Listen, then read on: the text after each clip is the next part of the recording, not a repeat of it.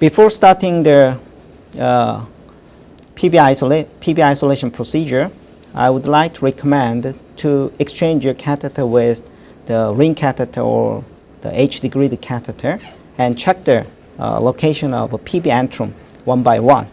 Because even though the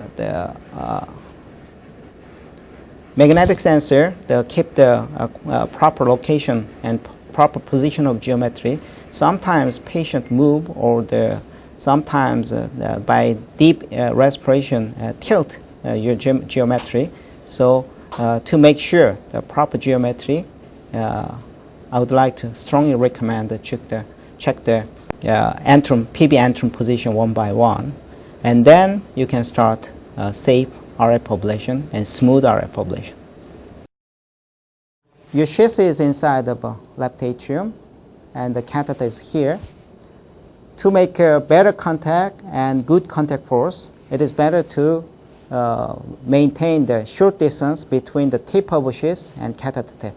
If it is like this, catheter is protruded outside of the sheath, the contact force is reduced.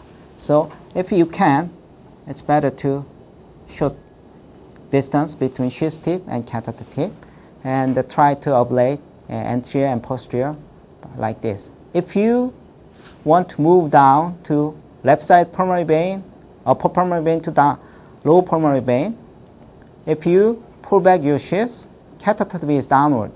So in this time, you need to push catheter, pull back the sheath, make a better contact to left inferior pulmonary vein. And for the anterior ridge of left side inferior pulmonary vein, sometimes it is better to make a sharp curve and for the good contact. Okay, and when you want to move to the anterior side ablation, imagine this is the anterior part of a pulmonary vein. This is posterior part of pulmonary vein. If you make a counterclockwise torque, make contact, you can make a contact to anterior pulmonary vein, clockwise torque, and posterior work contact. Okay, so imagine how to make a good contact by clockwise torque and counterclockwise torque. So for the left side pulmonary vein, counterclockwise torque make a better contact to anterior ridge, clockwise torque make a posterior contact ridge. Okay, now you can imagine this is the anterior side of a right side pulmonary vein, and this is posterior side of a right side pulmonary vein. So you can imagine you're watching the right side pulmonary vein inside.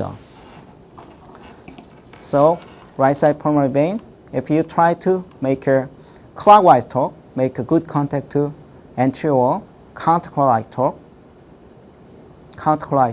make a contact to posterior wall. But when you ablate the posterior aspects of a right side pulmonary vein, sometimes it is make a good catheter stability, because catheter is almost perpendicular to the wall. So, and another difficult part is if you try to ablate the roof of a pulmonary vein, sheath is already inside PB. So in this time, it is very difficult to make a proper ablation in the upper pulmonary vein and left side upper pulmonary vein and right side upper pulmonary vein.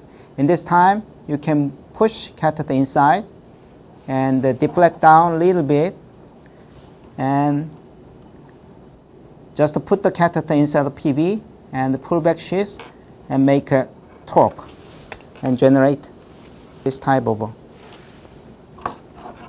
second curve